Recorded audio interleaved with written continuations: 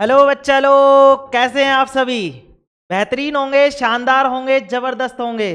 Good morning everyone. देखो, और सब बढ़िया। चलो आज स्टार्ट करते हैं आपकी क्लास।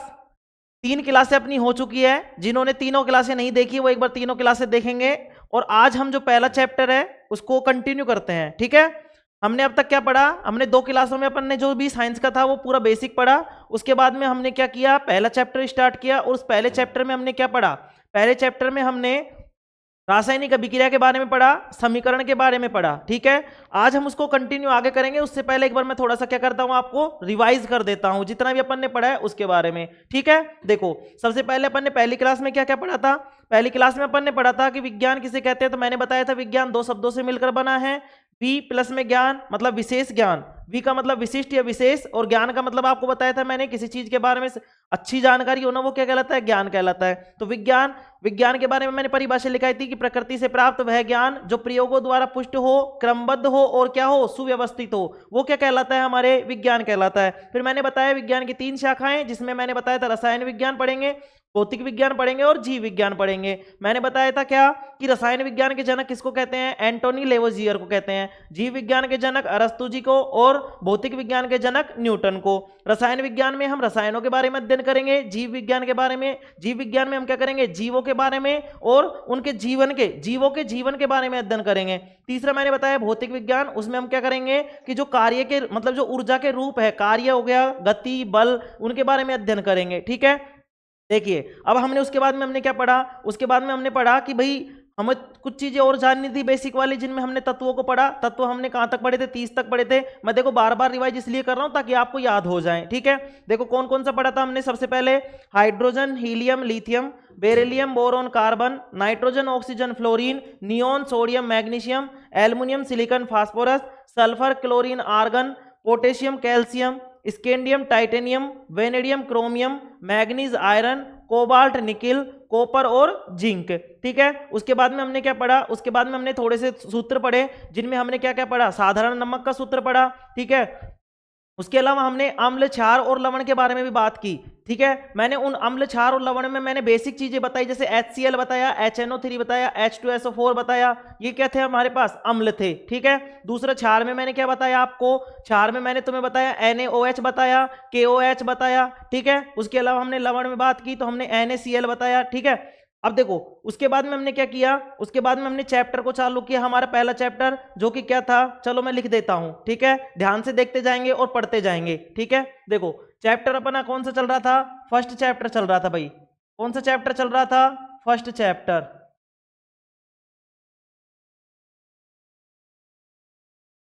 फर्स्ट चैप्टर चल रहा था, ठीक है। कौन सा था? रासायनिक अभिक्रिया एवं समीकरण। रासायनिक अभिक्रिया एवं समीकरण,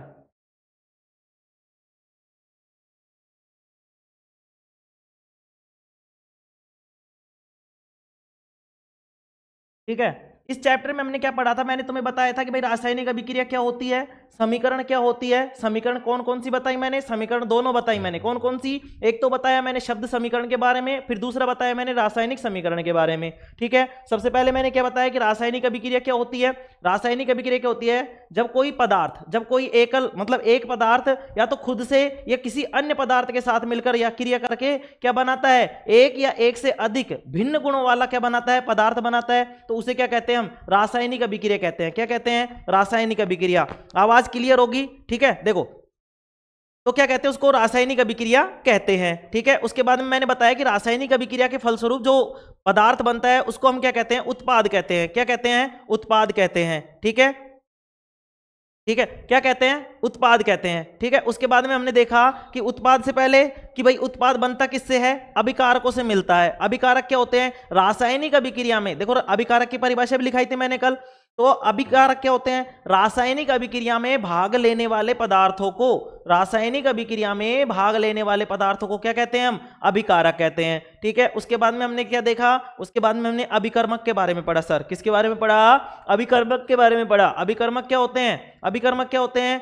किसी भी रासायनिक अभिक्रिया में भाग लेने वाले वे वे पदार्थ जो क्या करते हैं, रासायनिक अभिक्रिया को करवाने, रासायनिक अभिक्रिया को उत्पन्न करते हैं या हमें उसके बारे में बताते हैं, रासायनिक अभिक्रिया के बारे में बताते हैं कि रासायनिक अभिक्रिया हुई है या नहीं हुई। उसके बाद में हमने क्या पढ़ा, उसके बाद में हमने दो चीजें और पढ़ी, उत्प्रेरक पढ़ा और दूसरा पढ़ा हमने मंदक, उत्प्रेरक और मंदक। अच्छा, तो उत्प्रेरक क्या होता है बताएंगे सभी, उत्प्रेरक क्या होते हैं, कमेंट करेंगे, कमेंट करेंगे। उत्प्रेरक क्या होते हैं, उत्प्रेरक वे पदार्थ होते हैं बेटा, उत्प्रेरक वे पदार्थ होते हैं जो रासायनिक अभिक्रिया की दर को क्या कर देते हैं, तेज कर देते हैं, तीव्र कर देते हैं, ठीक है। दूसरा हमने क्या पढ़ा, मंदक के बारे में पढ़ा। मंदक क्या होते हैं, मंदक ऐसे पदार्थ होते हैं बेटा जो क्या करते हैं, जो क्या करते हैं, रासायनिक अभिक्रिया की दर को धीमा कर देते हैं। क्या कर देते हैं, रासायनिक अभिक्रिया की दर को धीमा कर देते हैं। आ गई बात समझ में, आ गई बात समझ में, ठीक है। अब देखो उसके बाद में हमने क्या क्या पढ़ा, उसके बाद में हमने क्या पढ़ा था बताओ, कहां तक पढ़ा दिया था अपन ने, एक मिनट रुको देख लेता हूं मैं कहां पे पढ़ा दिया था। उत्प्रेरक बता दिया था, मंदक बता दिया था, हाँ। उसके बाद में हमने शब्द समीकरण की बात की थी, किसकी बात की थी, शब्द समीकरण की। तो पहले तो समीकरण के बारे में कि समीकरण क्या होती है भाई, ऐसे समीकरण क्या होती है कि भाई उसमें दोनों पक्ष क्या होते हैं, बराबर होते हैं। एक कथन होता है जिसमें हम दोनों पक्षों को क्या रखते हैं, बराबर रखते हैं, ठीक है। अब हमने देखा शब्द समीकरण, तो शब्द समीकरण किसे कहते हैं, शब्द समीकरण ऐसा मतलब ऐसी समीकरण जिसमें हम अभिकारकों एवं उत्पादों को, अभिकारकों एवं उत्पादों को शब्दों के रूप में लिखते हैं बेटा, किसके रूप में लिखते हैं, शब्दों के रूप में लिखते हैं, ठीक है। अब देखो उसके बाद में हमने क्या पढ़ा कि भाई शब्द समीकरण में मैंने तुम्हें बताया था, जैसे हाइड्रोजन लिख दिया और ऑक्सीजन लिख दिया और उसके बाद में जो उत्पाद बना उसको हमने जल लिख दिया। तो ये हमने कैसे लिखा था, इसको हमने शब्दों में लिखा था। कैसे लिखा था, शब्दों में। देखो एक मिनट, कलर ये ले लेते, ठीक है।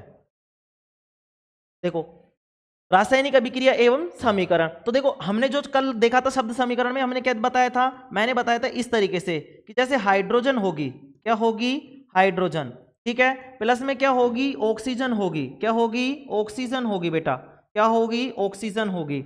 और इस तरीके से जो बनेगा पदार्थ वो क्या कहलाएगा, हमारा जल कहलाएगा। क्या कहलाएगा, जल कहलाएगा। आ गई बात समझ में, सभी के समझ में आ गई बात। देखो हाइड्रोजन और ऑक्सीजन मिलकर क्या बनाएंगे, जल बनाएंगे। तो ये तो क्या थे, हमारे पास अभिकारक थे और ये क्या था, उत्पाद था। और इस तरीके से जो समीकरण लिखी है शब्दों के रूप में, इसको कहते हैं शब्द समीकरण। दूसरा हमने देखा रासायनिक समीकरण। तो रासायनिक समीकरण क्या होती थी बताओ, मैंने बताया था कल, रासायनिक समीकरण क्या होती है, रासायनिक समीकरण सर ऐसी समीकरण होती है जिसमें अभिकारकों एवं उत्पादों को किसके रूप में, सूत्रों के रूप में, प्रतीकों के रूप में और चिन्हों के रूप में क्या कर देते हैं, हम प्रदर्शित कर देते हैं। वो क्या कहलाती है, हमारे क्या कहलाती है, हमारे रासायनिक समीकरण कहलाती है। कैसे लिखेंगे सर उसको, जैसे ऐसे लिखेंगे कि जैसे हाइड्रोजन है तो हमने लिखा H2, ठीक है, प्लस में ऑक्सीजन को क्या लिखेंगे, O2, ठीक है, और ये क्या बनेगा हमारे पास, जल, और जल का सूत्र क्या होता है, H2O। आ गई बात समझ में, ये हमारे हो गई थी क्या, रासायनिक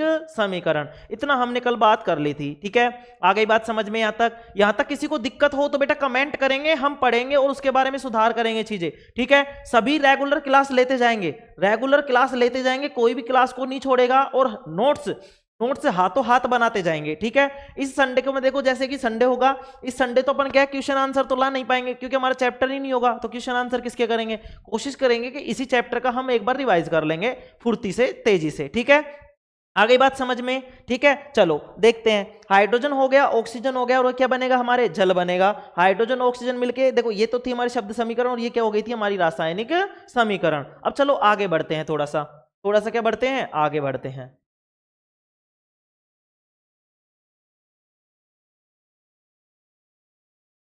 देखो मिटा रहा हूं मैं इसको, और अब अपन क्या करते हैं, चैप्टर की शुरुआत जहां से अपन ने छोड़ा था उससे, ठीक है। अब देखो हम क्या पढ़ेंगे बेटा, अब हम क्या पढ़ेंगे, अब हम जो पढ़ेंगे वो होगा हमारे पास परिवर्तन। क्या होगा, परिवर्तन। किसी भी अभिक्रिया में दो तरीके के परिवर्तन होते हैं। कितने तरीके के परिवर्तन होते हैं बेटा, दो तरीके के परिवर्तन होते हैं, ठीक है। दो तरीके के परिवर्तन कौन कौन से होते हैं सर, एक तो होता है भौतिक परिवर्तन और एक होता है रासायनिक परिवर्तन। क्या होता है, भौतिक परिवर्तन और रासायनिक परिवर्तन। तो लिखेंगे यहाँ पे क्या, कि किसी भी रासायनिक अभिक्रिया में, किसी भी अभिक्रिया में दो प्रकार के परिवर्तन होते हैं। कितने प्रकार के परिवर्तन होते हैं, दो प्रकार के। लिखेंगे किसी भी रासायनिक अभिक्रिया में दो प्रकार के परिवर्तन होते हैं।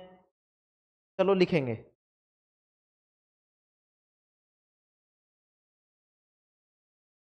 देखो एक चीज और भूल गए अपन, क्या भूल गए कि सर हमने एक चीज और पढ़ी थी कि कोई अभिक्रिया हुई है या नहीं हुई उसका कैसे पता करेंगे। तो मैंने बताया था कि या तो गैसों का उत्सर्जन हो रहा होगा, या तापमान में परिवर्तन हो रहा होगा, या फिर उसके क्या हो रहा होगा, अवक्षेप बन रहा होगा, ठीक है, या रंग में परिवर्तन हो रहा होगा। इस तरीके से मैंने बताया था तुम्हें, ठीक है। अब चलो, अब देखो, अब हम स्टार्ट कर रहे हैं, लिखना स्टार्ट करेंगे बेटा, साथ साथ साथ साथ लिखेंगे, फिर मैं समझाऊंगा, ठीक है। लिखेंगे यहां से परिवर्तन,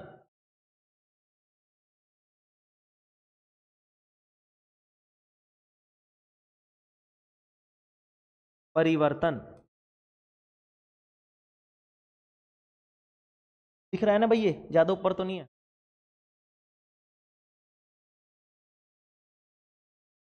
परिवर्तन किसी भी अभिक्रिया में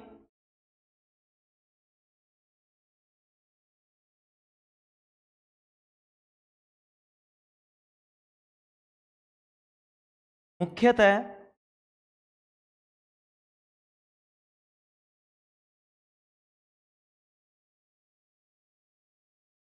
दो प्रकार के परिवर्तन होते हैं।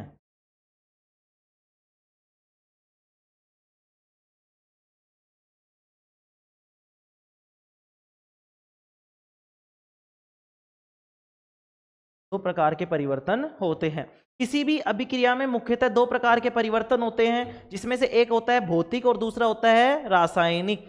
देखो पहला कौन सा होता है बेटा, पहला है भौतिक परिवर्तन,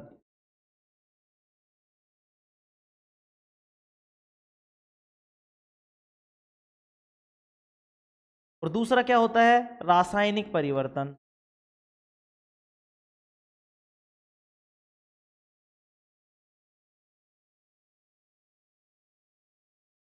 अच्छा देखो सुनो, अभी इस संडे को अपन क्या करते हैं, जितना अपन पढ़ाया है इसमें से मतलब जो भी क्वेश्चन बनते हैं, जितने क्वेश्चन बन सकते हैं उनका कंपाइलेशन लाया जाए क्या, उनको सब सारे जो भी क्वेश्चन बनेंगे उनको लाया जाएगा कि किस तरीके से पूछ सकता है, ठीक है। चलो देखते हैं, कमेंट कर देना जो भी रहता है, ठीक है, कि जी मतलब कि हाँ सर कराओ, जो कुछ भी है तुम बता देना। भौतिक परिवर्तन और रासायनिक परिवर्तन। अब देखो इसके बाद में क्या पढ़ेंगे बेटा, देखो अब ये भौतिक परिवर्तन और रासायनिक परिवर्तन क्या होते हैं सर। देखो बेटा भौतिक परिवर्तन और रासायनिक परिवर्तन में एक चीज देखेंगे कि जो भौतिक परिवर्तन होते हैं ना बेटा, ये अस्थायी परिवर्तन होते हैं। अस्थायी का मतलब कि ये स्थायी नहीं होते। इन्हें क्या होता है, जैसे मान लो कि किसी चीज में परिवर्तन हो गया और उसको हम क्या कर सकते हैं, दोबारा उसी रूप में ला सकते हैं। किसी रूप में ला सकते हैं, जिस रूप में वो पहले था, ठीक है, तो उसे तो कहते हैं भौतिक परिवर्तन, ठीक है। जैसे कि सर क्या, जैसे कि अपना पानी में बर्फ का मतलब पानी का जमना, मतलब बर्फ का जमना। जैसे बर्फ थी भाई, पहले बर्फ थी, उसको हमने क्या कर लिया, पिघला लिया, तो वो परिवर्तन हो गया उसका। अब वो क्या बन गया, पानी बन गया। क्या बन गया बेटा, पानी बन गया। लेकिन अब ये बताओ, क्या वो उस पानी से बर्फ नहीं बन सकती क्या, दोबारा दोबारा बर्फ नहीं बन सकती क्या, सर बन सकती है, बन सकती है। तो ये परिवर्तन कौन सा हो गया, भौतिक परिवर्तन हो गया। क्या हो गया, भौतिक परिवर्तन। आ गई बात समझ में। दूसरा कि रासायनिक परिवर्तन क्या होता है सर, बेटा ये ऐसे परिवर्तन होते हैं, ये रासायनिक परिवर्तन जो होते हैं ये ऐसे परिवर्तन होते हैं कि इनमें एक बार चेंज आ जाए ना, किसी पदार्थ में, किसी वस्तु में कोई चेंज आ जाए तो उसको दोबारा उसी रूप में लाया नहीं जा सकता। तो सर कैसा, जैसे कि क्या हो सकता है ऐसा, बेटा ऐसा हो सकता है दूध का जम मतलब दही का जमना, ठीक है। सर उसमें कैसे कि भाई उसमें जो दूध होता है, दूध में अपन क्या देते हैं, जावण देते हैं। जावण का मतलब समझते हो, थोड़ा सा छाछ डाल देते हैं उसमें, ठीक है। दूध में क्या करते हैं, थोड़ी सी छाछ डाल देते हैं, जिसके कारण वो क्या कर जाता है, दही बन जाता है। क्या बन जाता है, दही। क्या बन जाता है, दही। और दही में कौन सा जीवाणु पाया जाता है, बताओ, कमेंट करेंगे सभी, दही में कौन सा जीवाणु पाया जाता है, बताएंगे सभी, सभी बताएंगे। पढ़ा है तुमने, पढ़ा है, जल्दी बताएंगे, बताएंगे कौन सा जीवाणु पाया जाता है, ठीक है, दही में कौन सा जीवाणु पाया जाता है, ठीक है। तो ये वाला कौन सा परिवर्तन हो गया, रासायनिक परिवर्तन। और सर और क्या भिन्नता हो सकती है कि भाई इसमें और क्या क्या चीजें हो सकती हैं, तो चलो अपन एक टॉपिक बना लेते हैं अलग से कि भौतिक परिवर्तन एवं रासायनिक परिवर्तन में अंतर, ठीक है। यहां से इस तरीके से लिखवा दो, दोनों में अंतर से अच्छे से समझ में आएगा मेरे हिसाब से, ठीक है। तो अब मैं मेरे हिसाब से पढ़ाऊंगा, तुम्हारे हिसाब से थोड़ी पढ़ाऊंगा, चलो, अरे तुम्हारे हिसाब से पढ़ाऊंगा, नारायण को देखो। चलो यहां पे लिख रहे हैं, हेडिंग डालेंगे अपन,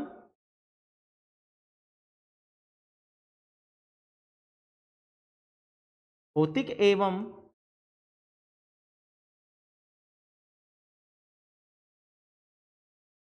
रासायनिक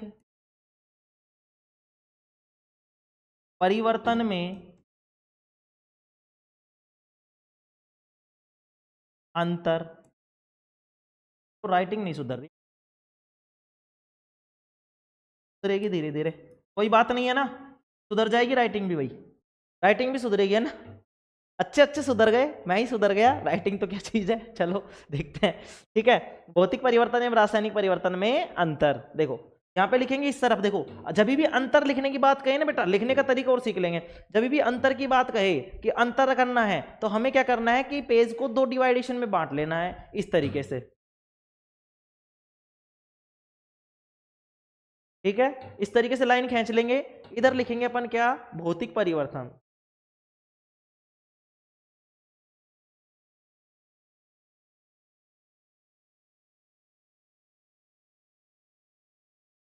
रेखा भी नहीं खींची,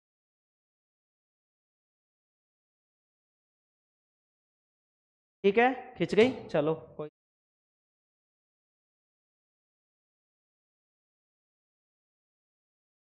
देखो अब क्या लिखेंगे, इधर लिखेंगे भौतिक परिवर्तन और इधर लिखेंगे रासायनिक परिवर्तन, लिखते जाएंगे।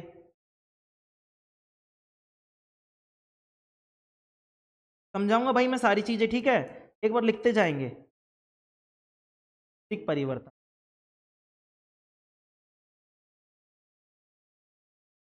दूसरा लिखेंगे रासायनिक परिवर्तन।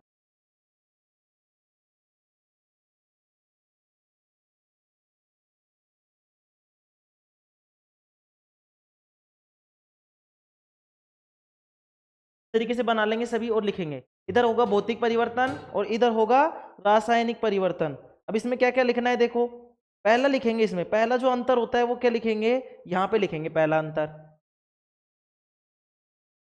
यह अस्थायी परिवर्तन होता है, यह अस्थायी परिवर्तन होता है। यह कैसा परिवर्तन होता है, अस्थायी परिवर्तन। कैसा होता है, अस्थायी परिवर्तन होता है। ठीक है, चलो दूसरा क्या, कि ये वाला क्या हो जाएगा, अब ये अस्थायी है तो ये कैसा हो जाएगा, स्थायी हो जाएगा। इसमें लिखेंगे यह स्थायी परिवर्तन होता है, एक बार लिखते जाएंगे फिर मैं समझाऊंगा।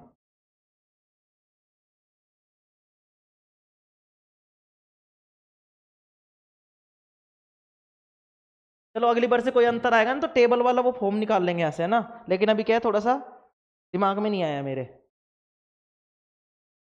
चलो कोई नहीं, अभी ऐसे ही लिख लेंगे। ठीक है, यह अस्थायी परिवर्तन होता है और ये कैसा परिवर्तन होता है, स्थायी परिवर्तन होता है। आ गई बात समझ में। अस्थायी परिवर्तन कैसे, जैसे मैंने तुम्हें बताया कि ये स्थायी नहीं है, परमानेंट नहीं है, इसको क्या बोलते हैं, परमानेंट। स्थायी का मतलब क्या होता है, परमानेंट। तो ये तो परमानेंट है, एक बार परिवर्तन हो गया। अच्छा देखो बताओ, जैसे दूध है, दूध में तुमने क्या किया, दूध का दही बन गया, दूध का क्या बन गया, दही। क्या तुम दही से दूध बना सकते हो क्या, अरे गुरुजी मजे ले रहे हो, ऐसे कैसे बन जाएगी, हाँ मुझे पता है कि नहीं बनता, नहीं बनता ना बेटा, नहीं बनता। इसलिए वो क्या है, रासायनिक परिवर्तन है, स्थायी परिवर्तन है, जो एक बार परिवर्तन हो गया अब उसमें परिवर्तन और नहीं लाया जा सकता।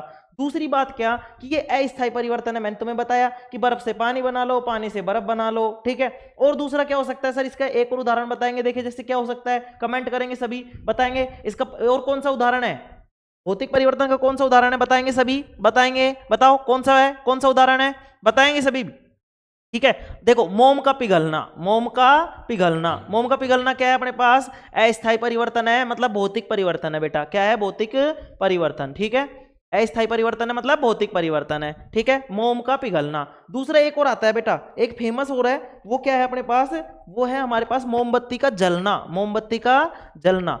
जलना अलग चीज है और मोम का पिघलना अलग चीज है, मोमबत्ती का जलना अलग चीज है और मोमबत्ती का पिघलना अलग चीज है। तो मोम का पिघलना तो हो गया भौतिक परिवर्तन, और मोमबत्ती का जलना क्या हो गया, मोमबत्ती का पिघलना और मोमबत्ती का जलना। तो जलना तो क्या हो गया, रासायनिक, और मोमबत्ती का पिघलना क्या हो गया, भौतिक। आ गई बात समझ में, आ गई बात समझ में। ठीक है, ये पहली लाइन लिख ली, इसके बाद में लिखेंगे, इसमें लिखेंगे दूसरा,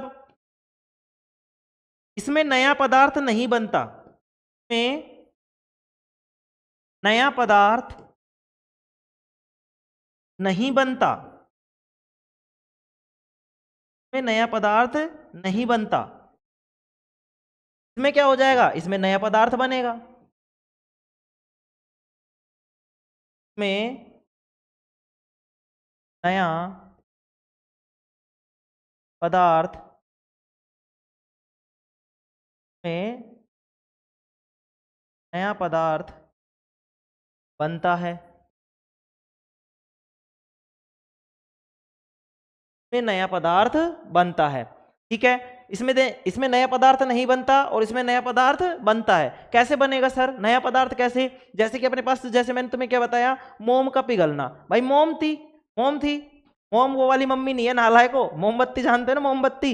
अब कई तो कंफ्यूजन में है कि अगरबत्ती और मोमबत्ती है, कौन सी अगरबत्ती कौन सी मोमबत्ती? अरे जो खुशबू देती है वो अगरबत्ती और जो जलती है वो मोमबत्ती। ठीक है, तो मोमबत्ती में क्या, देखो मोम का पिघलना, कि भाई मोम थी पहले, वो पिघल गई, अब पिघलने के बाद में कुछ और बन गई क्या? वो कुछ और बन गई क्या? नहीं बनी ना भाई, नहीं बनी ना। अब तुम कहोगे सर मोमबत्ती का जलना, अब इसमें क्या नई चीज बनेगी? नई चीज ऐसे बनेगी कि जैसे मान लो ये मोमबत्ती है, ये क्या है अपने पास? मोमबत्ती। इस मोमबत्ती में ये तो होती है बत्ती और ये बाहर का हिस्सा क्या होता है? मोम। जब इसको जलाएंगे तो ये मोम, देखो एक तो ये वाला जो है ना बत्ती, ये तो जल जाएगी। पहले मोमबत्ती थी, अब मोम बच जाएगी। तो परिवर्तन हुआ कि नहीं हुआ? परिवर्तन हुआ। तो मोमबत्ती का जलना तो ये परिवर्तन कौन सा? रासायनिक। और मोम का पिघलना कौन सा परिवर्तन है? भौतिक परिवर्तन। मोम पिघल जाएगी तो भी मोम ही रहेगी। ठीक है, इधर क्या होगा कि जैसे मान लो मोमबत्ती है वो जल जाएगी, तो मोमबत्ती जल जाएगी तो क्या बचेगा? मोम बचेगा, क्योंकि बत्ती तो क्या हो जाएगी? जल जाएगी। आ गई बात समझ में? आ गई बात समझ में? तो इसमें नया पदार्थ नहीं बनता, इसमें नया पदार्थ नहीं बनता और इसमें नया पदार्थ बनता है। आ गई बात समझ में? आ गई बात समझ में? तीसरा और लिखेंगे इसमें, तीसरा परिवर्तन, तीसरी चीज और लिख लेंगे, तीसरा लिखेंगे यहाँ पे। इसमें क्या लिखेंगे कि इसमें कौन सा परिवर्तन होता है? उत्क्रमणीय या अनुत्क्रमणीय? उत्क्रमणीय या अनुत्क्रमणीय? सर ये क्या होते हैं? चलो इनके बारे में भी बात करेंगे। पहले लिखेंगे कि इसमें जो परिवर्तन होता है वो उत्क्रमणीय होता है। क्या होता है? उत्क्रमणीय। उत्क्रमणीय परिवर्तन ऐसे परिवर्तन होते हैं बेटा जिनमें से अगर परिवर्तन का कारण हटा लिया जाए, जिस चीज के कारण, जिस प्रभाव के कारण अगर परिवर्तन हुआ है, जैसे मान लो कि तुम पढ़ रहे हो, क्यों? क्योंकि मैं तुम्हें मारूं, मान लो मैं तुम्हारे थप्पड़ मारूं, तो मैं तुम्हारे थप्पड़ मारूंगा इसलिए तुम पढ़ रहे हो। अगर मान लो मैंने थप्पड़ मारना हटा दिया तो तुम पहले की तरह क्या हो जाओगे? ढीठ हो जाओगे, नकटे हो जाओगे, नालायक हो, है ना? हो जाओगे कि नहीं? नालायक हो जाओगे ना। देखो अब देखो इसमें क्या लिखेंगे, पहले लिखेंगे, फिर मैं अनुत्क्रमणीय और उत्क्रमणीय दोनों के बारे में बताऊंगा। ठीक है, पहले लिखेंगे यह उत्क्रमणीय परिवर्तन होता है, यह उत्क्रमणीय परिवर्तन होता है। ठीक है, यह कौन सा परिवर्तन होता है? उत्क्रमणीय परिवर्तन होता है।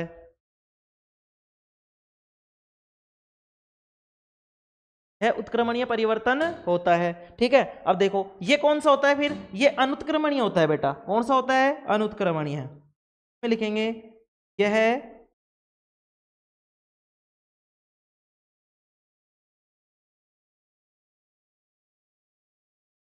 अनुत्क्रमणीय परिवर्तन होता है। देखो अब कोई बोलेगा सर ये तो किताब में तो है ही नहीं। बेटा किताब में सीधा सीधा दे रखा है उसने परिवर्तन। ठीक है, मोम का पिघलना भौतिक परिवर्तन है, जल से बर्फ का बनना, मतलब जल से बर्फ का बनना या बर्फ से जल का बनना, ये भी भौतिक परिवर्तन है। ठीक है, दूसरा दही का जमना, ये रासायनिक परिवर्तन है। तो उसने रासायनिक परिवर्तन के बारे में डिस्कस किया है और उसके उदाहरणों के बारे में डिस्कस किया है। तो हमें रिस्क नहीं लेना, हमें दोनों चीजें पढ़नी है। इसकी परिभाषा से तुम्हें थोड़ा सा समझ में भी आ जाएगा कि ये है क्या चीज। ठीक है, अब देखो अब हम क्या करेंगे, अब इसके उदाहरण लिख लेते हैं। क्या लिख लेते हैं? उदाहरण। तो देखो कौन कौन सा उदाहरण लिखेंगे, मैंने बताया ना तुम्हें अभी अभी, एग्जाम्पल में लिखेंगे। ये वो एक्स नहीं है, मैं वापस फिर से कह रहा हूं, ठीक है ना? ये वो वाली एक्स नहीं है, ये वो वाली एक्स नहीं है। ठीक है, अच्छा उदाहरण है ये। ठीक है, अब क्या क्या है इसमें? पहला बताओ क्या लिखेंगे इसमें, बताओ। बर्फ का जमना,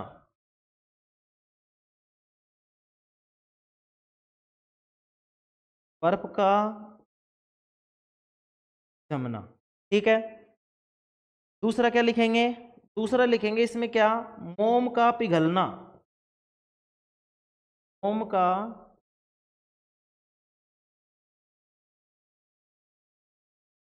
पिघलना। ठीक है, और क्या सर? और क्या हो सकता है इसमें बताएंगे? और क्या हो सकता है? देखो और जितनी भी भौतिक क्रियाएं होती है, जैसे कि संघनन हो गया, वाष्पन हो गया, ठीक है, ये सारी की सारी क्या होती है हमारे पास? भौतिक परिवर्तन होते हैं। क्या होते हैं इसमें? सभी में भौतिक परिवर्तन होते हैं। अच्छा इसके उदाहरण में लिखेंगे, बताओ क्या क्या? मैं भी लिख लेंगे इस तरीके से। क्या? दही का जमना,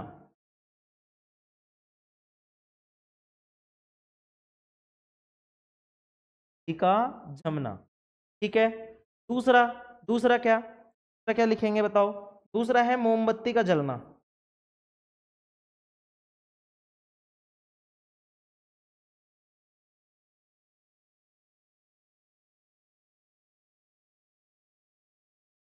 देखो यहां से प्रश्न कैसे पूछेगा, दही का जमना कौन सी अभिक्रिया का उदाहरण है, बर्फ का जमना कौन सी अभिक्रिया का उदाहरण है, कागज के टुकड़े, कोई कागज था और उसके अपन ने क्या कर दिए, टुकड़े कर दिए, तो ये किसका उदाहरण है बताओ? भौतिक का होगा या रासायनिक का? बताओ, कमेंट करेंगे सभी, सभी कमेंट करेंगे, बताओ किसका होगा, भौतिक का होगा या रासायनिक का होगा? अरे जवाब देंगे बेटा, जल्दी जल्दी जवाब देंगे। कोई कागज है और उसके मैंने टुकड़े कर दिए, कौन सा परिवर्तन, भौतिक परिवर्तन या रासायनिक परिवर्तन? बताएंगे सभी, जल्दी बताएंगे कौन सा परिवर्तन? सर भौतिक परिवर्तन। कैसे परिवर्तन? भौतिक परिवर्तन। क्यों? क्योंकि जो कागज था उसको हमने फाड़ दिया तो भी वो कागज ही रहा। क्या रहा? कागज ही रहा। कुछ और चीज बन गई क्या? नहीं सर, कुछ भी नहीं बना। अगर नहीं बनी तो वो क्या है भाई, वही चीज है पूरी की पूरी पहले की, है कि नहीं?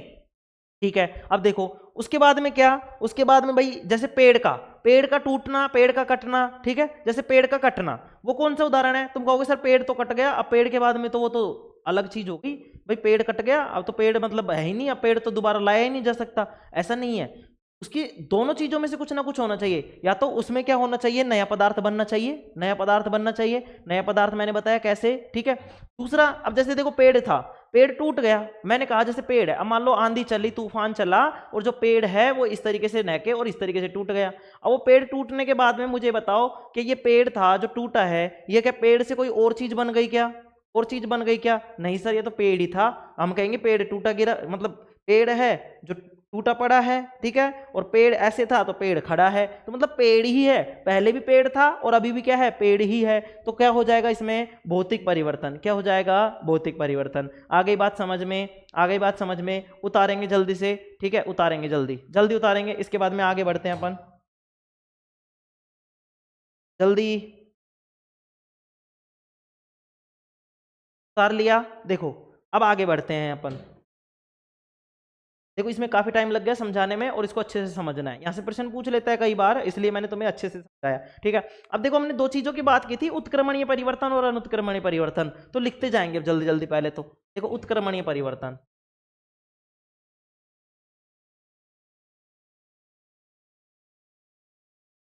उत्क्रमणीय है,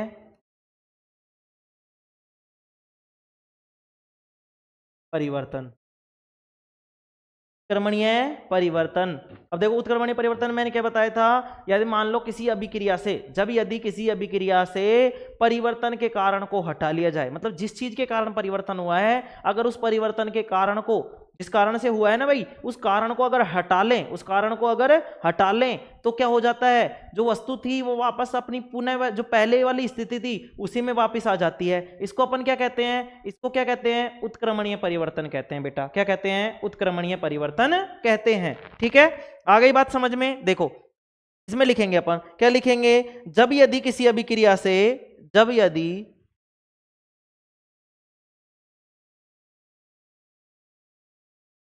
जब यदि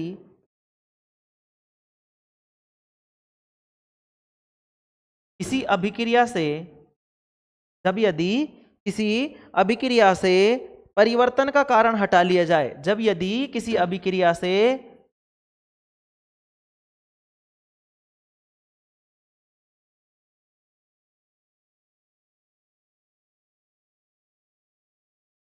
परिवर्तन का कारण हटा लिया जाए,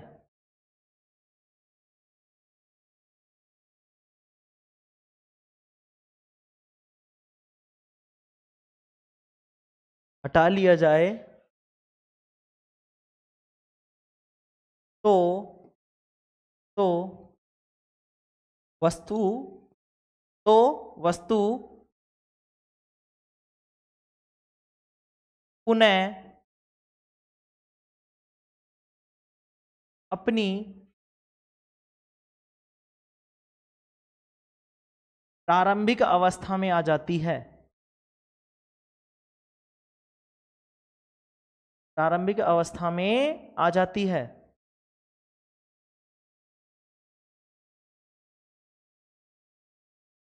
प्रारंभिक अवस्था में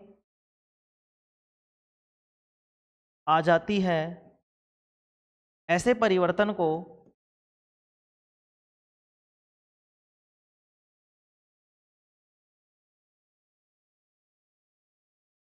ऐसे परिवर्तन को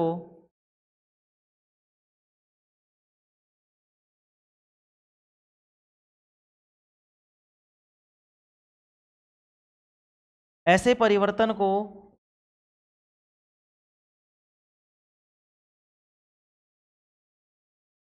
उत्क्रमणीय परिवर्तन कहते हैं।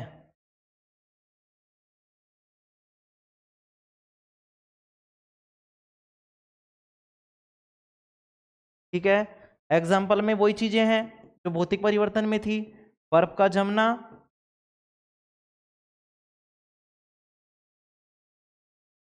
दूसरा मोम का पिघलना,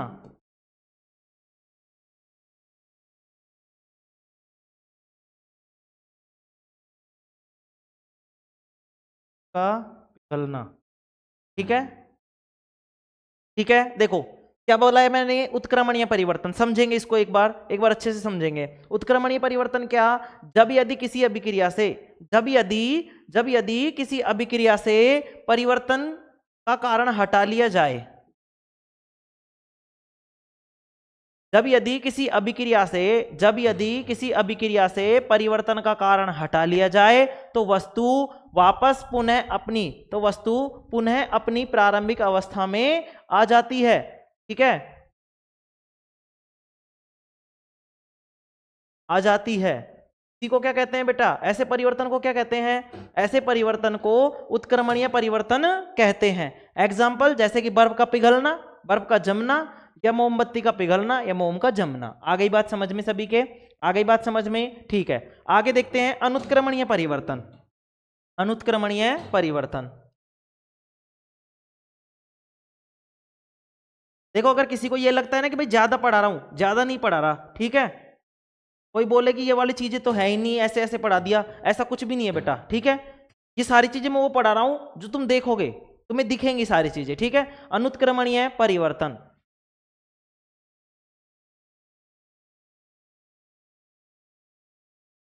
मुझे कोई शौक नहीं है कि मैं तुम्हें मतलब फालतू की टेंशन दूंगा ना, अच्छे से पढ़ेंगे। मैं चीजें तुम्हें सिखाने के लिए खड़ा हूं यहाँ पे, मैं यहाँ पे तुम्हें खड़ा होकर सिखाने के लिए। ठीक है, कि कोई चीज ऐसी ना हो कि किसी से आती हो और तुमसे नहीं आती हो, तुम्हें वो सब चीजें आनी चाहिए जो 10वीं के लेवल पर होनी चाहिए। ठीक है, अब ऐसा नहीं है कि 9वीं की चीज नहीं पूछ सकता, वो 9वीं की चीजें पूछ सकता है भैया ना। चलो, वैसे 10वीं की पूछेगा, ऐसे लोड मत लेना, मैं जो पढ़ा रहा हूँ वो काफी है, तुम तो बस पढ़ो। ठीक है, अब लिखेंगे इसमें क्या, जब यदि किसी अभिक्रिया से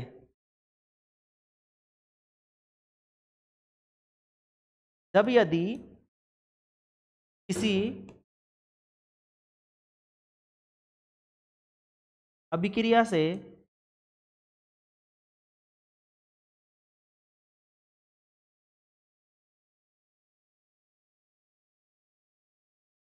परिवर्तन का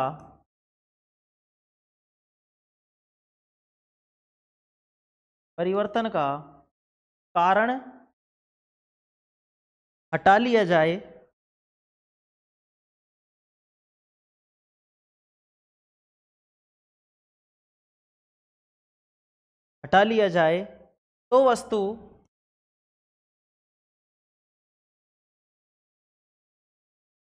अपनी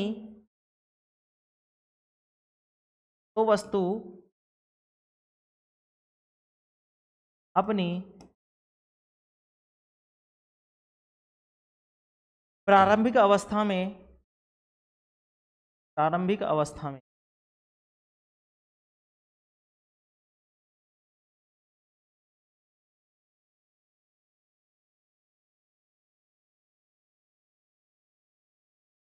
प्रारंभिक अवस्था में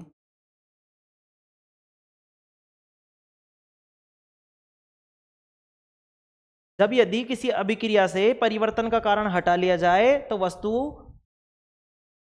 पुनः अपनी, यहां पे पुनः और लिख लेंगे बेटा, हाँ, पुनः अपनी प्रारंभिक अवस्था में नहीं आती, पुनः प्रारंभिक अवस्था में नहीं आती। ऐसे परिवर्तन को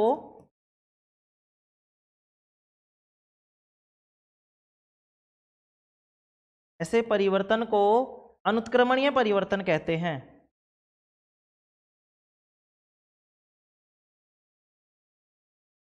अनुत्क्रमणीय परिवर्तन कहते हैं।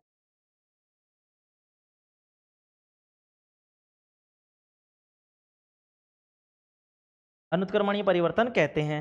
उदाहरण के लिए क्या, दही का जमना, वही सारी चीजें हैं भाई, रासायनिक समीकरण, रासायनिक उस परिवर्तन में थे जो, दही का जमना।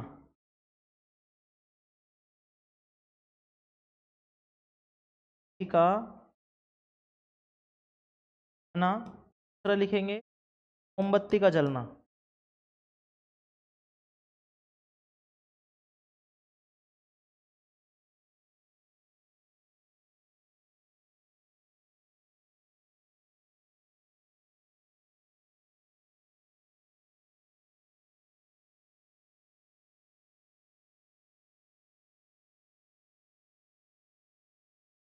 का जलना, ठीक है।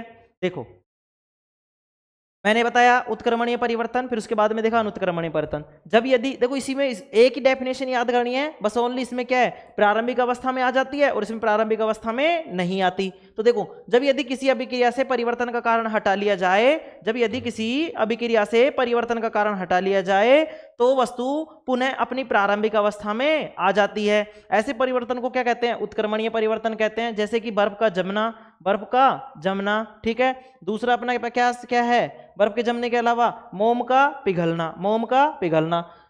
तो अब दूसरा क्या था, अनुत्क्रमणीय परिवर्तन। दिख रहा है सभी को, दिख रहा है सभी को, अनुत्क्रमणीय परिवर्तन। देखो अनुत्क्रमणीय परिवर्तन क्या होता है, जब यदि किसी अभिक्रिया से, जब यदि किसी अभिक्रिया से परिवर्तन का कारण हटा लिया जाए तो वस्तु पुनः अपनी प्रारंभिक अवस्था में नहीं आती। ऐसे परिवर्तन को अनुत्क्रमणीय परिवर्तन कहते हैं। जैसे कि दही का जमना और मोमबत्ती का जलना, ठीक है, ठीक है। उतारेंगे सभी,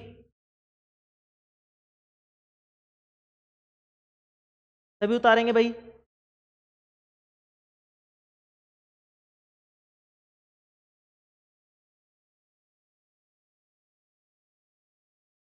सभी उतारेंगे, सभी उतारेंगे भाई, उतार लिए सभी ने। चलो आगे बढ़े हम, अपन आगे बढ़े, आगे बढ़ते हैं और अब देखते हैं अपन क्या समीकरणों के बारे में। ठीक है, देखो अब हम जो देखेंगे वो पढ़ेंगे हम असंतुलित रासायनिक समीकरण। क्या पढ़ेंगे, असंतुलित रासायनिक समीकरण। देखो अपन ने समीकरण के बारे में पढ़ लिया, समीकरण में अपन ने दो चीजें पढ़ ली, ठीक है। हमने देखा शब्द समीकरण, दूसरा देखा हमने रासायनिक समीकरण। अब हम रासायनिक समीकरण से आगे बढ़ रहे हैं कि रासायनिक समीकरण भी कितने प्रकार के, दो प्रकार के। कौन कौन से होते हैं सर, कौन कौन से होते हैं भाई, एक तो होता है असंतुलित और एक होता है संतुलित। एक होता है असंतुलित और एक होता है संतुलित। असंतुलित का मतलब वो बैलेंस नहीं होता, बैलेंस नहीं होता। क्यों, कैसे बैलेंस नहीं होता सर, देखो मैंने तुम्हें एक चीज बताई, जब अभिक्रिया होगी ना बेटा तो उसमें दो चीजें होंगी, दो हिस्से होंगे, दो भाग होंगे, जो दोनों भाग क्या होंगे, बराबर। अगर दोनों भाग बराबर नहीं है, दोनों भाग बराबर नहीं है, अगर दोनों भाग बराबर नहीं है तो वो क्या है, अनबैलेंस है, असंतुलित है, ठीक है। दूसरा, अगर दोनों भाग बैलेंस है, दोनों भाग बैलेंस है, दोनों भाग क्या है, बैलेंस है, तो वो क्या कहलाएगा हमारे पास, संतुलित कहलाएगा। क्या कहलाएगा, संतुलित। तो हम पहले लिखेंगे असंतुलित रासायनिक समीकरण। क्या लिखेंगे, असंतुलित रासायनिक समीकरण। तो पहले देखो, पहले लिखेंगे असंतुलित रासायनिक समीकरण, असंतुलित रासायनिक समीकरण, असंतुलित रासायनिक समीकरण, असंतुलित रासायनिक समीकरण, ठीक है। अब देखो असंतुलित रासायनिक समीकरण में क्या देखेंगे बेटा, असंतुलित रासायनिक समीकरण में क्या देखेंगे कि असंतुलित रासायनिक समीकरण वह रासायनिक समीकरण, वह रासायनिक समीकरण जिसमें अभिकारकों का कुल द्रव्यमान, अभिकारकों का कुल द्रव्यमान उत्पाद के कुल द्रव्यमान के बराबर नहीं होता। या हम ये भी बोल सकते हैं कि अभिकारक के परमाणुओं का कुल द्रव्यमान, अभिकारकों के परमाणुओं का कुल द्रव्यमान उत्पाद के परमाणुओं के कुल द्रव्यमान के बराबर नहीं होता। तो इसमें लिखेंगे, क्या लिखेंगे, असंतुलित रासायनिक समीकरण। ऐसी रासायनिक समीकरण लिखेंगे सही से भाई। हो गया भाई, हरा क्यों नहीं चल रहा ये है। ऐसी रासायनिक समीकरण लिखते जाएंगे बेटा साथ साथ, ऐसी रासायनिक समीकरण ऐसी रासायनिक समीकरण ऐसी रासायनिक समीकरण जिसमें अभिकारकों के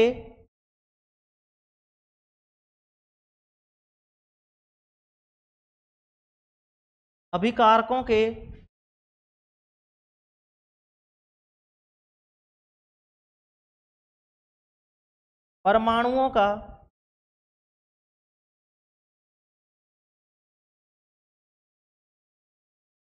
कुल द्रव्यमान जिसमें अभिकारकों के परमाणुओं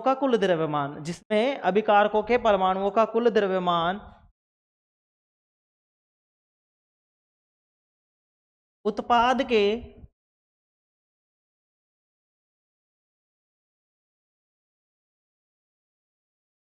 परमाणुओं के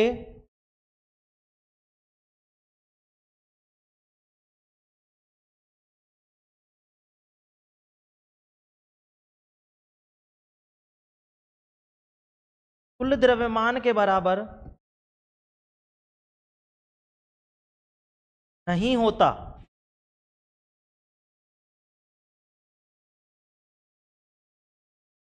असंतुलित रासायनिक समीकरण कहलाती है।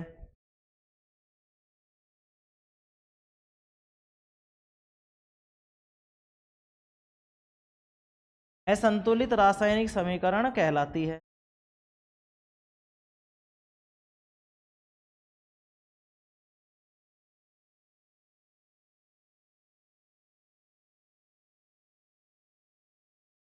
असंतुलित रासायनिक समीकरण कहलाती है।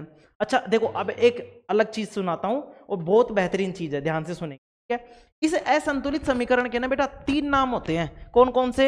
एक तो हो गया असंतुलित रासायनिक समीकरण, एक तो क्या हो गया असंतुलित रासायनिक समीकरण, दूसरा होता है ढांचा समीकरण। क्या होता है? ढांचा समीकरण। क्या होता है बेटा?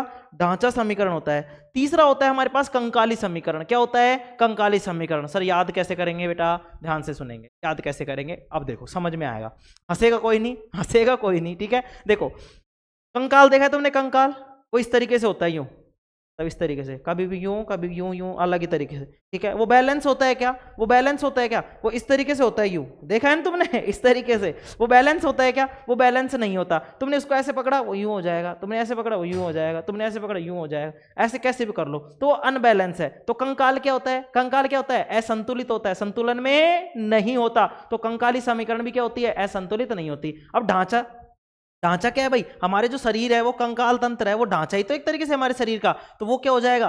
वो भी क्या हो जाएगा? असंतुलित हो जाएगा। तो इस असंतुलित समीकरण को लिखेंगे, यहीं पे लिखेंगे इसी तरीके से, नोट डाल लेंगे। नोट क्या डालेंगे इसमें? क्या लिखेंगे कि असंतुलित रासायनिक समीकरण को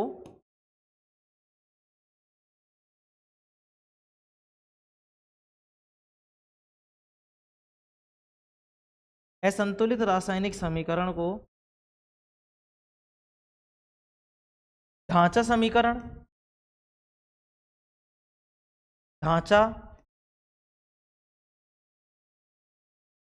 समीकरण या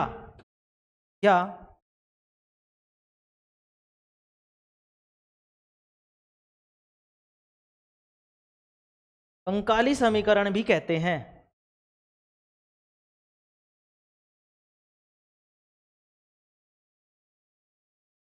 ठीक है, अब सर ये कैसे होती है? इसका उदाहरण लिखेंगे, एक उदाहरण लिख देंगे। ठीक है, उदाहरण लिखेंगे, देखो कैसे लिखेंगे, उदाहरण में लिखेंगे आप उदाहरण। ठीक है, जैसे कि मैंने लिखा C छोड़ो H2 प्लस में O2, ये हो गया अपने पास H2O। H2O देखो यहां में मैंने क्या बोला कि ऐसी रासायनिक समीकरण जिसमें अभिकारकों के परमाणुओं का कुल द्रव्यमान, अभिकारकों के परमाणुओं का कुल द्रव्यमान उत्पाद के परमाणुओं के कुल द्रव्यमान के बराबर नहीं होता। अब देखो परमाणुओं का कुल द्रव्यमान देख लो, परमाणुओं की संख्या देख लो, दोनों के अगर देखो परमाणु ऐसा भी हो सकता, ऐसी जरूरी नहीं है कि संख्या बराबर हो तो द्रव्यमान भी बराबर हो। क्या पता किसी और संख्या, जैसे मान लो इधर H2 है, इसका मान लो कम ज्यादा होता, चलो इसको छोड़ो, तुम तो ओनली ये चीज याद रखो कि इधर भी परमाणुओं की संख्या समान और इधर भी परमाणुओं की संख्या समान। ठीक है, इतना तो याद रख लोगे ना, इतना तो याद रख लोगे ना। ठीक है, देखो ये परिभाषा में ध्यान से सुन लेंगे, मैं पहले बता रहा हूं, ये परमाणुओं का कुल द्रव्यमान है। यहां मैं संतुलित करने के लिए तुम्हें ऐसे सिखा रहा हूं, ठीक है, कि क्या क्या सिखा रहा हूं कि यहाँ पे परमाणुओं की संख्या को देखेंगे। देखो जैसे कैसे कि यहाँ पे हाइड्रोजन के कितने तत्व हैं, 2, और ऑक्सीजन के कितने तत्व हैं, 2, ठीक है।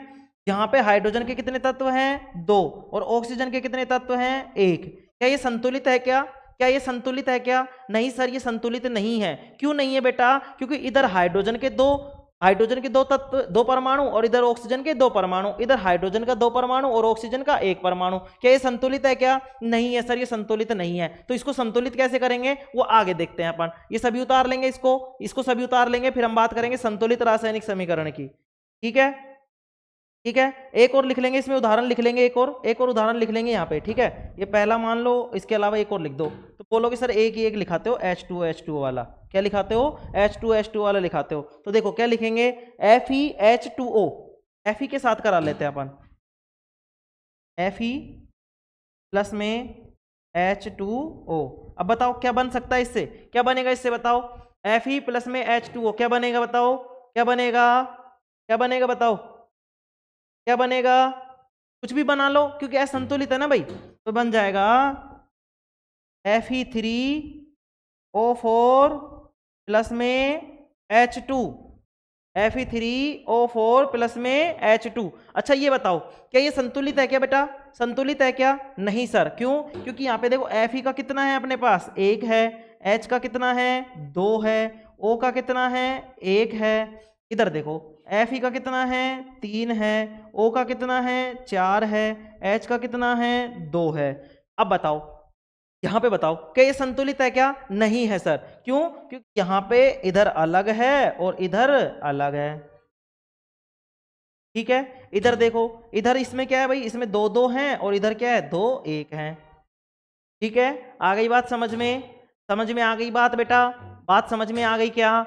बात समझ में आ गई क्या बेटा? बताएंगे सभी, ठीक है। अब हम देखते हैं संतुलित रासायनिक समीकरण। क्या देखते हैं? संतुलित रासायनिक समीकरण। तुम कहो गुरुजी ये असंतुलित, वो संतुलित क्यों करनी पड़ रही है, काई जरूरत पड़ गई हमें, क्या जरूरत पड़ गई इसमें बताओ? तुम बोलोगे कि सर ये जरूरी काई पड़ रही है, काई जरूरत है। तो बेटा एक चीज सुनेंगे, इसके बाद में लिखेंगे अपन, ठीक है। मतलब संतुलित रासायनिक समीकरण के बाद में लिखेंगे क्यों करते हैं संतुलित। भाई द्रव्यमान संरक्षण का नियम होता है, क्या होता है द्रव्यमान संरक्षण का नियम? वो नियम क्या कहता है भाई, जैसे अपन को घर में रहने के लिए अपने बाउंडेशन रहती है ना, उसी तरीके से किसी भी द्रव्यमान संरक्षण का नियम होता है। द्रव्यमान संरक्षण का नियम क्या कहता है कि यदि कोई भी रासायनिक अभिक्रिया होगी, तो उसमें अभिकारकों का कुल द्रव्यमान, मतलब अभिकारकों का कुल द्रव्यमान उत्पाद के कुल द्रव्यमानों के क्या होता है, बराबर होता है। अभिकारकों का कुल द्रव्यमान उत्पाद के कुल द्रव्यमान का बराबर होता है। अर्थात कहना क्या चाह रहा है, ये कहना क्या चाह रहा है, ये कहना चाह रहा है द्रव्यमान संरक्षण का नियम कि भाई अभिकारकों का कुल द्रव्यमान और उत्पाद का कुल द्रव्यमान दोनों बराबर होते हैं। अर्थात द्रव्यमान में कोई भी हानि नहीं होती। अभिक्रिया से पहले जितना द्रव्यमान था, अभिक्रिया के बाद में भी उतना ही द्रव्यमान होगा।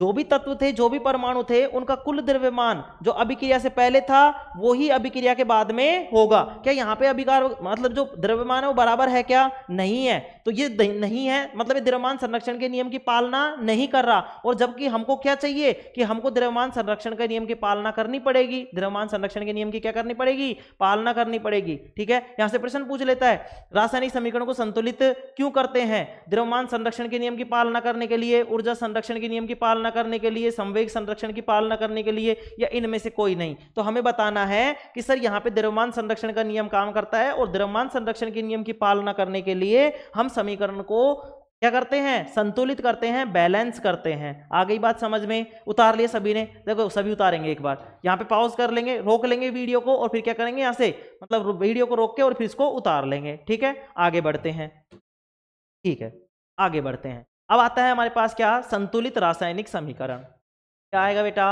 संतुलित रासायनिक समीकरण।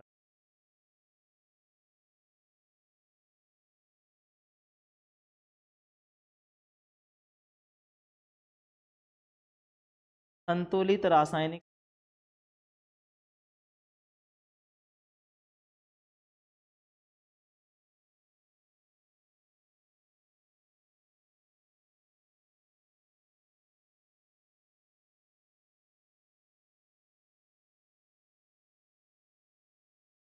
संतुलित रासायनिक समीकरण अब इसमें क्या लिखेंगे बताओ? ऐसी रासायनिक समीकरण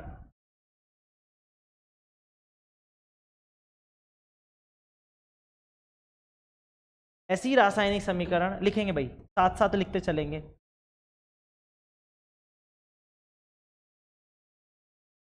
ऐसी रासायनिक समीकरण जिसमें जिसमें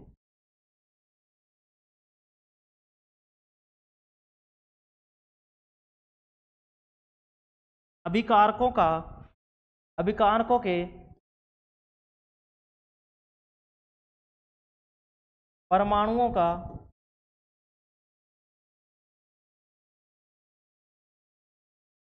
द्रव्यमान अभिकारकों के परमाणुओं का कुल द्रव्यमान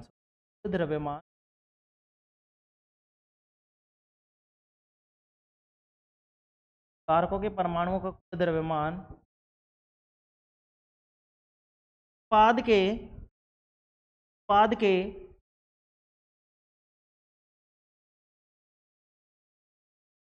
परमाणुओं के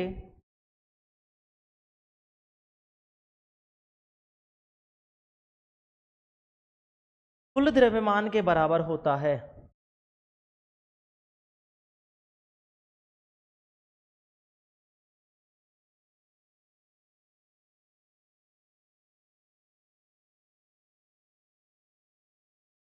संतुलित रासायनिक समीकरण कहलाती है।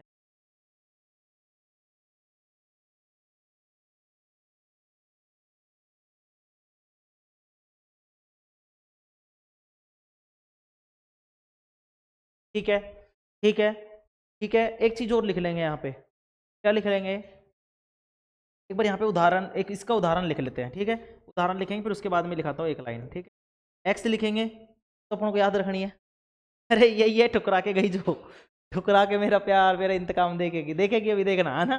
चलो एक्स पे ध्यान देंगे, एक्स पे मतलब एग्जाम्पल पे। ठीक है, देखो जैसे हमने वहां पे क्या लिखा था बेटा, अरे मजाक कर रहा हूँ, कुछ भी नहीं है। इधर देखो, इधर क्या देखा था, इधर देखो, इधर हमने देखा था H2 प्लस में O2, और इस तरीके से क्या हुआ था, H2O। अब देखो, अब इसको हमें क्या करना है, संतुलित करना है। कैसे संतुलित करेंगे? देखो यहाँ पे क्या है भाई, इसको मैं बैलेंस कर देता हूँ सीधे ही। ठीक है, बैलेंस करूं या फिर कुछ और करूं, समझाऊं या फिर मैं क्या करूं बताओ? चलो देखते हैं, करते हैं अपन संतुलित। ठीक है, इधर देखो H कितने हैं यहाँ पे बेटा, H कितने हैं यहाँ पे, 2 है सर। O कितने हैं सर, 2 हैं। इधर H कितने हैं, 2 हैं। O कितने हैं, 1 है। अब देखो बेटा, एक चीज ध्यान से सुनेंगे, एक चीज ध्यान से सुनेंगे। क्या सुनेंगे? कि देखो सर यहाँ पे जो O है ना, वो 1 है। O कितना है, 1। अगर इसको बैलेंस करना है, इसको अगर मुझे संतुलित करना है, तो ये 1 की जगह क्या होना चाहिए, 1 की जगह 2 होना चाहिए। अब ये 2 होगा कैसे बेटा? अब ये 2 होगा कैसे? ये 2 ऐसे होगा, क्या इसमें जोड़ सकते हैं क्या? नहीं। अभी हम जब रासायनिक समीकरण को संतुलित करने के नियम पढ़ेंगे, तो मैं उसमें बताऊंगा आपको कि संतुलित करने के लिए हमें क्या करना पड़ता है। तो हम यहाँ पे क्या करते हैं, जो भी पूरा अपने पास जो भी तत्व सूत्र या जो भी सूत्र होता है, परमाणु होता है, जो भी होता है, को जब हम संतुलित करते हैं, तो उसकी जो मतलब संतुलित करने के लिए जो भी हम संख्या लेते हैं, जो भी पूर्णांक संख्या लेते हैं, जो भी पूर्णांक संख्या का मतलब 1 ले लिया, 2 3 4 5, 1.5, 1/2, 6/5 ऐसे नहीं लेते। ठीक है, वो अभी अपन समीकरण में सीखेंगे जब समीकरण को संतुलित करने के नियम पढ़ेंगे। अभी यहाँ पे क्या है, 1 है, इसको मुझे क्या करना है, संतुलित करना है। संतुलित करना है तो मुझे इसको क्या बनाना है, 2 बनाना है बेटा। क्या बनाना है, 2। अगर मुझे इसको 2 बनाना है, तो मुझे ये बताओ कि मुझे इसको किस संख्या से गुणा करना पड़ेगा, इस 1 को किस संख्या से गुणा करना पड़ेगा कि ये 2 हो जाए। तुम कहो गुरुजी इसको तो 2 से ही करना पड़ेगा। किससे गुणा करना पड़ेगा बेटा, 2 से गुणा करना पड़ेगा। अच्छा, तो तुमने क्या किया, 2 से गुणा कर दिया, 2 से गुणा। हाँ सर, अरे नालायको, ऐसे गुणा नहीं होता, ऐसे गुणा नहीं होता। तो कैसे होगा? हम क्या करते हैं कि जो भी पूरा तत्व है हमारे पास, जो भी यहाँ पे क्या है, जल लिखा हुआ है, जैसे H2O, तो हम इसको क्या करते हैं, 2 से गुणा यहाँ करते हैं आगे। जब 2 से गुणा करते हैं तो ये हाइड्रोजन, देखो ये हाइड्रोजन भी गुणा होता है और ऑक्सीजन भी गुणा होता है। तो हाइड्रोजन तो कितना हो जाएगा, 2 दूनी 4। तो यहाँ पे क्या हो जाएगा, आप समझेंगे, यहाँ पे क्या हो जाएगा कि हाइड्रोजन तो हो जाएगी 4 और ऑक्सीजन हो जाएगा हमारे पास 2। तुम कहोगे सर ये तो लफड़ा हो गया। क्या लफड़ा हो गया बेटा? कि यहाँ पे जो हाइड्रोजन थी वो 2 ही थी, और यहाँ पे कितनी हो गई 4। अब गुरुजी इसको भी क्या करना पड़ेगा, हमें 4 करना पड़ेगा। तो 4 करना पड़ेगा तो हम क्या करेंगे, इसको भी किससे गुणा कर देंगे, 4 बनाने के लिए 2 को किससे गुणा करना पड़ेगा, 2 से गुणा करना पड़ेगा। तो ये 2 से गुणा कर दिया तो ये कितनी हो गई भाई, ये हो गई हमारे पास 4 हो गई। क्या हो गई, ये हो गई हमारे पास 4। अब देखो, अब संतुलित है क्या भाई, अब ये संतुलित है सर, ये क्या है संतुलित। तो ये हो गए हमारे पास क्या, संतुलित रासायनिक समीकरण, संतुलित रासायनिक समीकरण। आ गई बात समझ में। देखो आज हमने क्या क्या पढ़ा है उसके बारे में थोड़ा सा डिस्कस कर लेते हैं, वापस एक बार रिवीजन कर लेते हैं, ठीक है। सबसे पहले हमने आज जो पढ़ा है उसमें क्या क्या पढ़ा हमने, पहले हमने भौतिक परिवर्तन देखे, दूसरा हमने परिवर्तन के प्रकार में मतलब भौतिक परिवर्तन और रासायनिक परिवर्तन। भौतिक परिवर्तन में मैंने बताया कि ये क्या होता है, एक अस्थायी प्रकार का परिवर्तन होता है, दूसरा उत्क्रमणीय परिवर्तन, उत्क्रमणीय प्रकार का परिवर्तन होता है, इसमें नया पदार्थ नहीं बनता। उदाहरण में मैंने बताया तुम्हें बर्फ का जमना या मोम का पिघलना या मोम का जमना या बर्फ का जमना, ठीक है। दूसरी चीज अपन ने क्या देखी, दूसरी चीज अपन ने देखी रासायनिक परिवर्तन। रासायनिक परिवर्तन क्या होता है, इसमें स्थायी, यह एक स्थायी परिवर्तन होता है बेटा। क्या होता है, स्थायी परिवर्तन मतलब परमानेंट परिवर्तन होता है। दूसरा वह अनुत्क्रमणीय प्रकार की अभिक्रिया है, कौन सी है, अनुत्क्रमणीय प्रकार का परिवर्तन है, अनुत्क्रमणीय प्रकार का क्या है परिवर्तन। तीसरा उसमें जो चीज बनती है वो क्या बनती है, नया पदार्थ बनता है, ठीक है। जैसे कि दूध से दही का जमना, दूध से दही का जमना, जंग का लगना, जंग का लगना, जंग का लगना भी क्या है हमारे पास रासायनिक परिवर्तन है। तीसरा मोमबत्ती का जलना, दोनों चीजों को उदाहरणों को सही से ध्यान से सुनेंगे। पहला तो था मोम का पिघलना जो कि भौतिक परिवर्तन था, और दूसरा है मोमबत्ती का जलना जो कि रासायनिक परिवर्तन का उदाहरण था, ठीक है। इतना पढ़ने के बाद में हमने क्या देखा, उत्क्रमणीय परिवर्तन और अनुत्क्रमणीय परिवर्तन। उत्क्रमणीय परिवर्तन ऐसे परिवर्तन होते हैं जिनमें से यदि किसी रासायनिक अभिक्रिया से जो भी अभिक्रिया हो रही है उसमें से अगर परिवर्तन का कारण हटा लिया जाए। उत्क्रमणीय परिवर्तन ऐसे परिवर्तन यदि किसी रासायनिक अभिक्रिया में से, ध्यान से सुनेंगे, उत्क्रमणीय परिवर्तन क्या होते थे कि जब भी किसी रासायनिक अभिक्रिया से यदि जो भी परिवर्तन का कारण है उसको हटा लिया जाए, परिवर्तन के कारण को क्या कर लिया जाए, हटा लिया जाए, तो वह क्या हो जाती है, वस्तु पहले जो प्रारंभिक अवस्था में थी, पहले जो प्रारंभिक अवस्था में थी वह उसी स्वरूप में वापस आ जाती है। इसको कहते हैं उत्क्रमणीय परिवर्तन, ठीक है। दूसरा क्या बताया मैंने, अनुत्क्रमणीय परिवर्तन, यदि किसी अभिक्रिया से परिवर्तन के कारण को हटा लिया जाए तो वस्तु वापस अपने पुनः वापस उसी रूप में नहीं आती, तो वो क्या कहलाती है, अनुत्क्रमणीय। फिर उसके बाद में हमने क्या देखा, हमने देखा कि भाई इसके बाद में हमने प्रकार देखे। क्या देखे हमने, प्रकार किसके, रासायनिक समीकरण, रासायनिक अभिक्रिया के। दो रासायनिक समीकरण के कितने प्रकार की, 2 प्रकार की, एक होती है असंतुलित और दूसरी होती है संतुलित। असंतुलित रासायनिक समीकरण क्या होती है, ऐसी रासायनिक समीकरण जिसमें अभिकारकों के परमाणुओं का कुल द्रव्यमान उत्पाद के परमाणुओं के कुल द्रव्यमान के बराबर नहीं होता, उसी को क्या कहते हैं हम, असंतुलित रासायनिक समीकरण कहते हैं, असंतुलित रासायनिक समीकरण कहते हैं। नोट डलवा के मैंने तुम्हें यह भी लिखाया कि जो भी असंतुलित रासायनिक समीकरण होती है इसे कंकाली समीकरण या ढांचा समीकरण भी कहते हैं, कंकाली समीकरण या ढांचा समीकरण भी कहते हैं। दूसरी चीज हमने उसके बाद में क्या पढ़ा, हमने पढ़ा संतुलित रासायनिक समीकरण। संतुलित रासायनिक समीकरण ऐसी रासायनिक समीकरण होती है बेटा जिसमें अभिकारकों के परमाणुओं का कुल द्रव्यमान, अभिकारकों के परमाणुओं का कुल द्रव्यमान उत्पाद के परमाणुओं के कुल द्रव्यमान के बराबर होता है, ठीक है, संतुलित रासायनिक समीकरण कहलाती है, ठीक है। यहां पे मैंने बता दिया इसको संतुलित करके। इसमें एक नोट और डाल लेंगे नीचे और इसमें लिख लेंगे, ये लास्ट है भैया ना अपना, आज इतना ही करेंगे और इसके बाद में अपनी नेक्स्ट क्लास होगी, ठीक है, उसमें देखेंगे। इसमें क्या लिखेंगे कि रासायनिक समीकरण को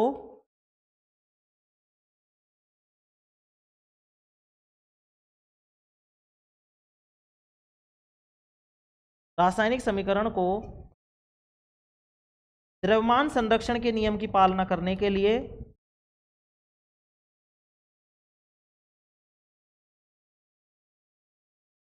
द्रव्यमान संरक्षण के नियम की, द्रव्यमान संरक्षण के नियम की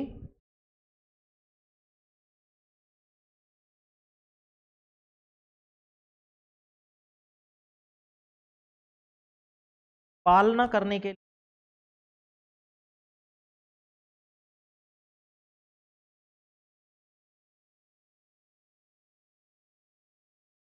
तुलित किया जाता है।